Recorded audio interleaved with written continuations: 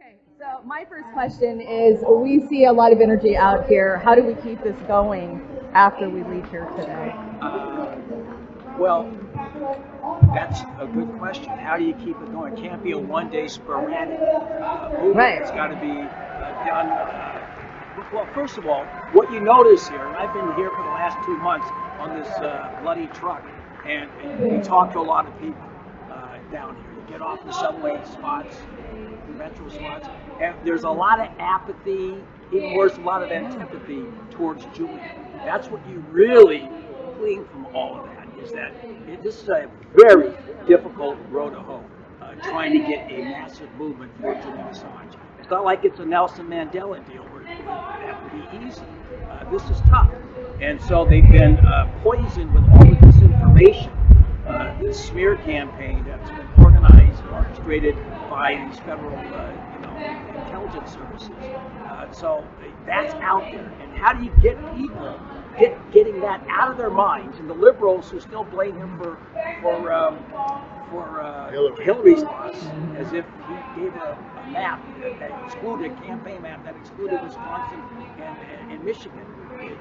So getting these people to know how significant, what a critical moment this is. If Julian Assange is actually extradited and put into prison, not only what a precedent, that's the beginning of, some people say the end of democracy. And I actually believe that this could be, that First Amendment goes, the Bill of Rights goes, like a Komodo dragon fighting it, and it slowly dies. And then where are we? I don't know. Chris could answer that better than I could. Well, it's certainly the end of investigative journalism. I mean, I work for the New York Times. I publish classified documents. If Julian is extradited and if he is sentenced, and they're sending him to the Eastern District of Virginia for that reason, I mean, it's a kind of notorious court system, then just the mere possession of classified documents is criminalized, much less the publication of them. And it's already extremely hard to do any kind of investigations into the inner workings of power because everyone is monitored within the federal government. And they're caught. That's why Edward Snowden fled. And so the last readout we have a real look at how power works comes from hackers. Jeremy Hammond, Chelsea Manning, Snowden, because those of us who traditionally would seek out people within federal structures who had a conscience, who are willing to share information with us, are too frightened. And Obama, of course, used the Espionage Act up to 8 times against whistleblowers. Misused the Espionage Act is equivalent to the British Foreign Secrets Act. It should be used to people who give information of hostile power. Misused that. And it's been quite effective. And of course, Julian's charged under the Espionage Act, which is a real stretch because he's not a U.S. citizen. WikiLeaks is not a U.S.-based publication. So yeah, I think that we are headed towards the implementation of a species of corporate totalitarianism, much like China. And this is just one more ominous step. But the most immediate effect is that there will be no ability to monitor or find out about the abuses of power. That will be gone. So what effect is this going to have on independent media? I know a lot of my colleagues and myself, we deal with massive amounts of censorship, shadow banning, clipping. We've had a lot of clipping problems this week with every interview that we've done. How does that affect us going forward if he's allowed to be extradited? So, I mean, I'm on, alternative. I'm not on the mainstream, obviously. Right. The problem is that there's a quid pro quo that's been made with the Democratic Party through the digital platforms, Google, YouTube, and others, which is that they will impose censorship. I was opposed, by the way, to removing Trump from social media and was on Amy Goodman's show debating that because I said these are absolutely unaccountable. We know nothing about these giant digital platforms. They know everything about us. We don't want to give them the power of censorship. I didn't know 6 weeks later my entire archive of shows that I had broadcast on RT America were wiped out from by YouTube. They're gone. Now, not one show was on Russia, and not one show violated the supposed guidelines of YouTube.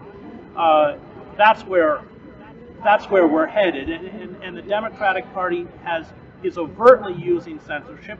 There's really now only one ruling establishment party. The establishment Republican Party has merged with the Democratic Party. That's why you have Robert Wright calling for Liz Cheney to run for president, which is loony. But the Bushes, they're all one party. They all were one party before, but it had the pretense of two parties, and they're frightened of the rise of neo-fascism, whatever you want to call it, as they should be. But they don't want to deal with the structural issues that are pushing people into the embrace of demagogues like Trump or DeSantis, Cotton, or Pompeo, whoever it is that they're going to pick. They want to use forms of censorship to shut down people who offer a critique of the system from the left or the right. And that's how the New York Post is locked out of its own Twitter account. The New York Times, and I worked there for 15 years, is calling initially called the information on Biden's laptop disinformation out of the Russian playbook. I mean, this was a lie. It was completely verifiable and real. And on the issue of Hillary Clinton, WikiLeaks exposed her hypocrisy, her mendacity, the fact that she received, $800,000 some dollars to give free talks at Goldman Sachs. Well, I mean, that's just a sum so large it can only be considered a bribe. Now, you could argue that, I suppose, that this hurt her campaign. I'm sure it did, and that the public should know about it, but you can't then call yourself a journalist. Yeah. So we talk about Democrats a lot. I've been in the streets working with more and more Republicans. Should we have different tactics for everyday people? We're talking out in the streets with people. Is there different tactics for approaching the Dems versus the Republicans? No, there's only one tactic, and that's called strikes. I mean, the only weapon we have left to influence or bring down the corporate state are strikes, which is why, of course, there's been this long campaign to crush labor unions. Only 10% of the U.S. workforce is organized into unions, and I think it's only 6% are in the private sector. And then there's all sorts of ways the railroad workers were talking about a strike, but Biden can instantly declare it illegal. So that is the only weapon. So it's all about organizing Amazon anywhere. It's about organizing, because that's the only power we have left. But it is a power that worries the ruling elites, and they know that with the increase in inflation, the increase in fuel prices, you had the head of the IMF, the head of NATO. I mean, they're all worried about social unrest. What they're really worried about are strikes. And that's where our energy has to go, and that means organizing people who may like Donald Trump. This kind of moral purity test is self-defeating. So you have Smalls organizing Amazon warehouse workers in Staten Island. I can assure you some of those people support Trump. But organizing itself is a form of education, because you actually begin to understand where real power lies and how real power operates. So I'm totally against this cancel culture, and that's a kind of boutique activism that is diverting energy from where it should go, which is organizing workers who are really going to get shafted this week.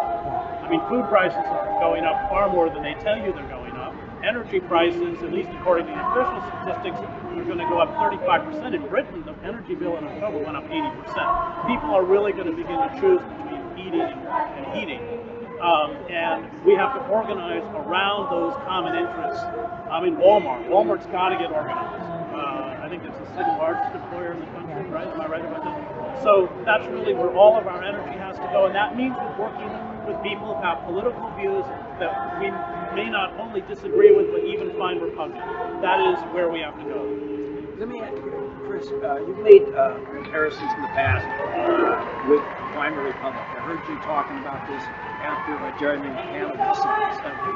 Could you draw some of the comparisons where we are now and where they were in 1930? Right. So Weimar Republic, it was dysfunctional long before the Nazis took power.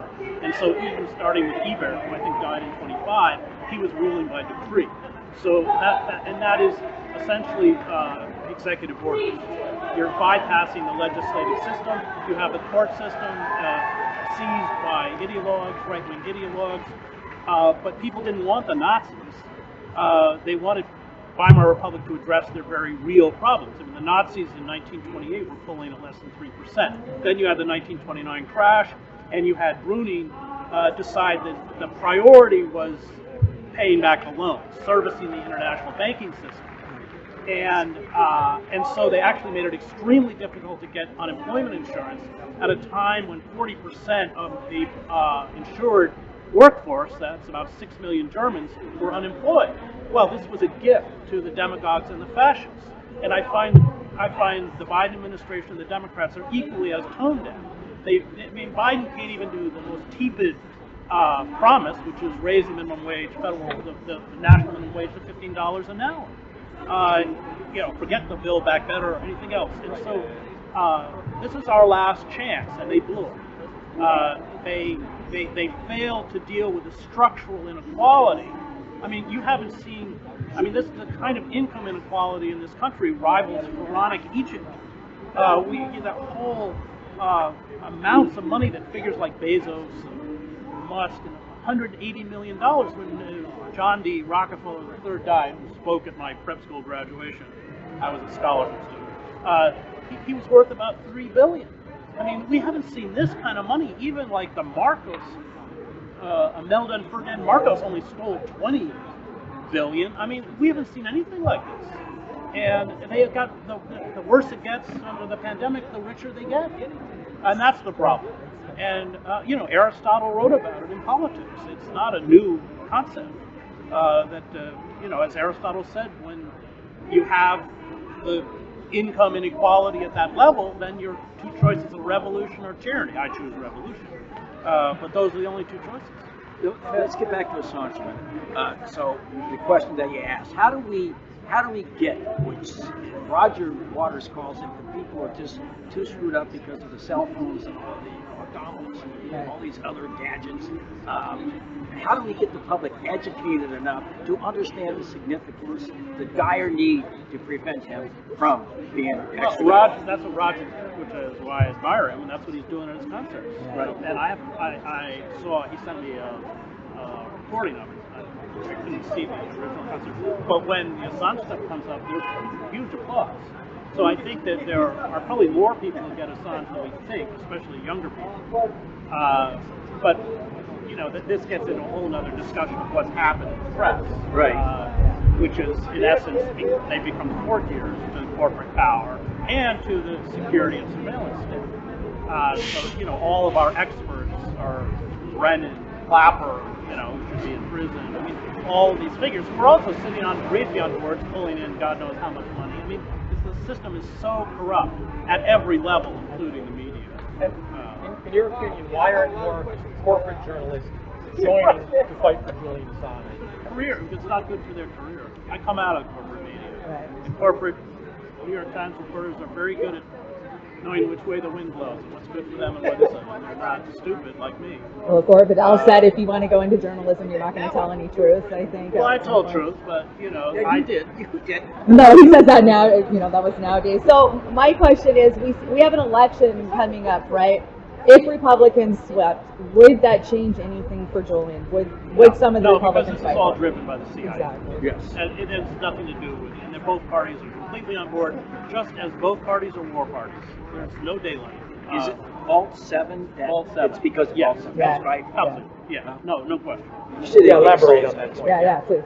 Why it has pissed off the CIA so much? Yeah. Why they're trying to force? Yeah. No, that's it. Right. It's Vault 7. I've said that. You've been saying it. Yeah. No. Well, because that's when everything changed. Yeah. He wasn't. They were just going to let him. Well, I mean, let's be clear. The goal is to kill him. I mean, that's the goal. Yeah.